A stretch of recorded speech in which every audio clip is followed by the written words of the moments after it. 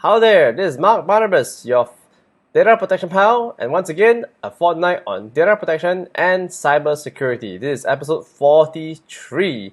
And the first big news that caught our attention is again by Apple focusing on their branding for security and privacy, this time adding new features to the iOS 16 release where there's an app privacy report and some form of tracking transparency where they kind of let users know what is being sent out, I believe. I am still using it and I'm hoping that because of this new improvements, I may not get advertisements anymore. I don't know, let's see. But I'm testing it out. I hope you are too. So what's next? We have another big news here where French sites, basically websites from France, are ordered to stop using Google Analytics. Now this is crazy because the Commission National de Information, the CNIL, the regulators for the French privacy law, has made 3 French websites stop using Google. Can they do that? Can they kind of enforce how business run their business? This is kind of a big thing, but I guess for the protection of the privacy of citizens, I guess the law can kind of override certain stuff, right? But what happened to human rights, I wonder? So what's your thought on this? So read this article for more information about how and what happened. And continuing the topic about privacy laws, this article from CPO magazine talks about how privacy professionals all over the world must keep up to local privacy laws. And while we have spent 2 years in lockdown, pandemic mode, where many of us work from home, and there are many protocols that are being introduced along the way. So as the world begins to open up because of the recovery, and then we see more countries adding laws, and we see for the US in particular, different states having new laws for privacy. And for those of you in US, I'm wondering whether you are looking forward to a federal law for privacy, because right now US is one interesting country because there are so many states with so many different kind of regulations. So well, let's keep our eyes open, and looks like President Biden will have a big task ahead to consolidate all these privacy laws. But whatever the case, whichever country you're in, we must really keep up our laws and, well, to make sure we are compliant. One more article about the law is for those of you who, just in case you're still not aware, that the Chinese government has also passed a privacy law. The PIPL, the Personal Information Protection Law, is the privacy law for China, covering scoping all Chinese citizens' data. So it's very much similar to the GDPR. It is also an extraterritorial law.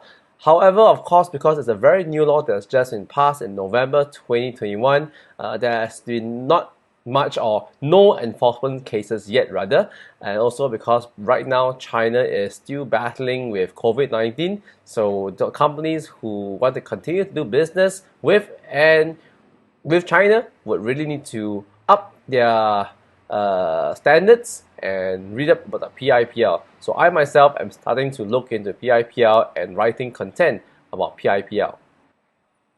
All you risk managers and data protection officers out there, this is something that we really cannot avoid, and just quickly remember and remind ourselves that risk management frameworks are extremely important as we progress beyond COVID-19 and as we open up with events, flying all over the place, vaccine passports. We really have to look into our risk management. So there's always been a little debate between IRM and ERM. So I am just concerned about risk. I mean, back then when I was doing travel events, especially those adventure travel, if I don't do risk management properly, someone could get injured or even die. So risk management to me is really about being practical and not just about doing checking boxes. Yeah. So whether it's IRM or ERM, please be very vigilant and make sure that we take care of not just the compliance part, but really also looking at work health safety. Yeah. So remember, this is important. So ERM, IRM, let's keep that for another day. Let's just keep our businesses safe. This is another article that kind of caught my eye. Okta, we made a mistake delaying the lupus hack disclosure. This is where questions will be asked by a lot of regulators and even customers. Can they just make a mistake on late disclosure of a breach? Many countries, many regulators have already set this standard where there has to be a report made to regulators on any data breach within 72 hours. So I don't know how they can kind of like make a mistake over a breach, but let's see whether the enforcers in that country can do something about this. So I don't know about your country. Do you know what is the regulations for your country on reporting of data breaches? And finally, the last article I have for you is a reminder to companies to continue to upgrade their cybersecurity.